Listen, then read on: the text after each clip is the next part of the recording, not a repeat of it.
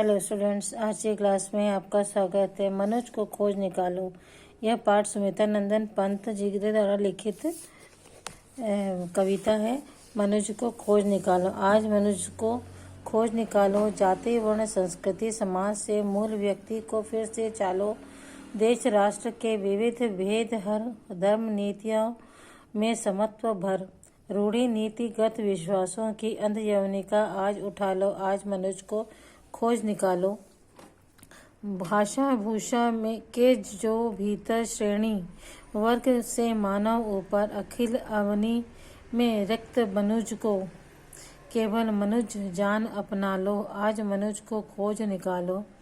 राजा प्रजा धनी और निर्धन सभ्य असंस्कृत सज्जन दुर्जन भव मानवता से सबको भर खंड मनुज को फिर से ढालो। आज मनुज को खोज निकालो। इस प्रकृति में कवि ने जो है मनुष्य की प्रकृति में मानवता को खोजने की बात कही है। इसके शब्दार्थ देखते हैं। अखिल यानी संपूर्ण या समग्र, अवनी यानी पृथ्वी जमीन, विविध यानी बहुत प्रकार का या अनेक तरह का, भांति भांति का, समत्व समता बराबरी, यवनिका नाटक का पर्दा, दुर्जन यानी दुष्ट जन खल खोटा आदमी, असंस्कृत असभ्य बिना सुधारा हुआ, रीति कोई कार्य करने का ढंग प्रकार या तरह। आज मनुष्य समाज के विभिन्न जातियों वर्णों व संस्कृतियों में बटा हुआ है।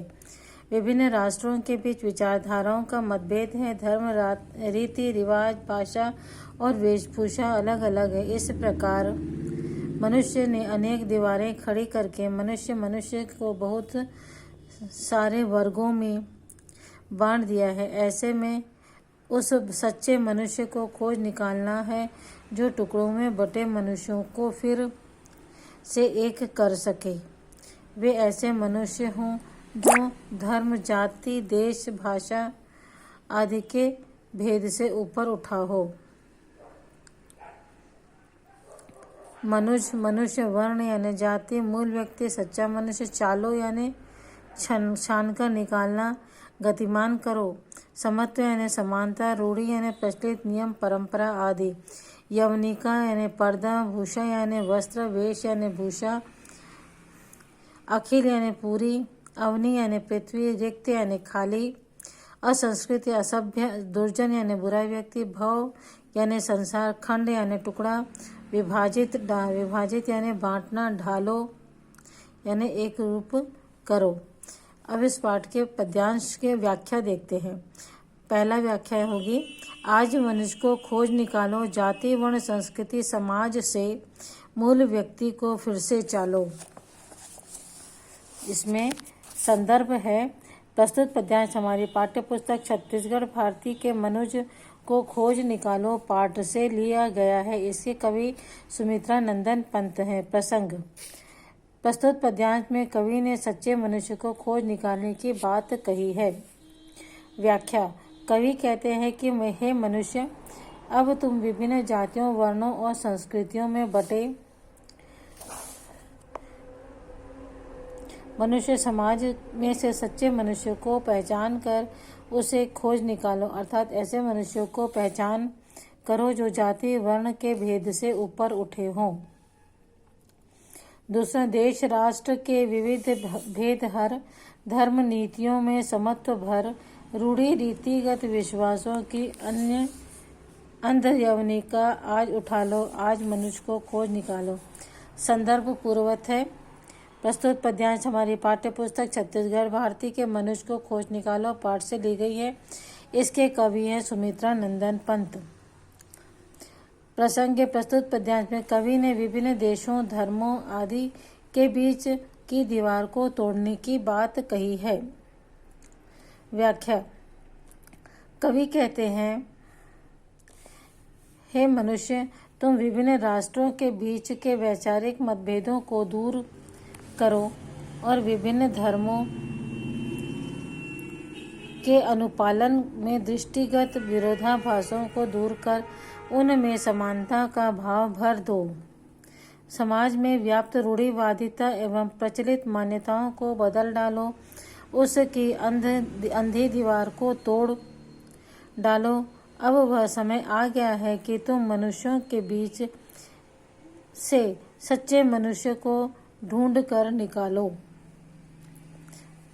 तीसरा है, भाषा भूषा के जो भीतर श्रेणी वर्ग से मानव ऊपर अखिल अवनि में रिक्त मनुष्य को केवल मनुष्य जान अपना लो। आज मनुष्य को खोज निकालो। संदर्भ पूर्वत है कि प्रस्तुत पद्यांश हमारी पाठ्य पुस्तक छत्तीसगढ़ भारती के मनुष्य को खोज निकालो पाठ से लिया गया है। इसके कवि सुमित्रा नंदन पंत जी हैं। प्रसंग। प्रस्तुत पद्यांश में कवि भाषा वर्ग और आदि की श्रेष्ठता संबंधी विवादों के बीच मानव को सर्वश्रेष्ठ बताया है।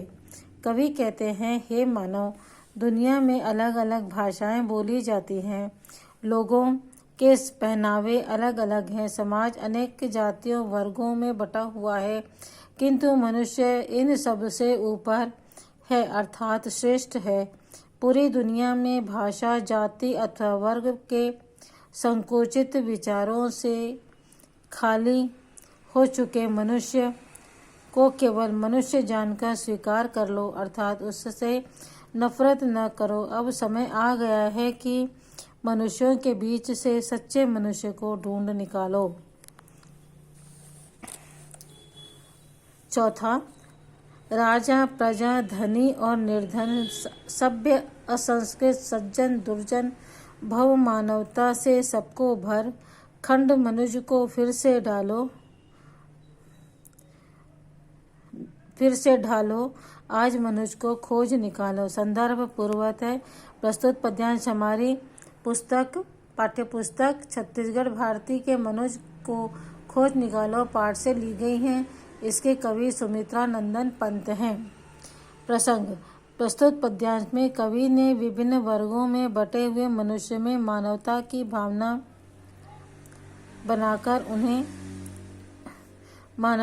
भावना जगाकर उन्हें एक करने की बात कही है।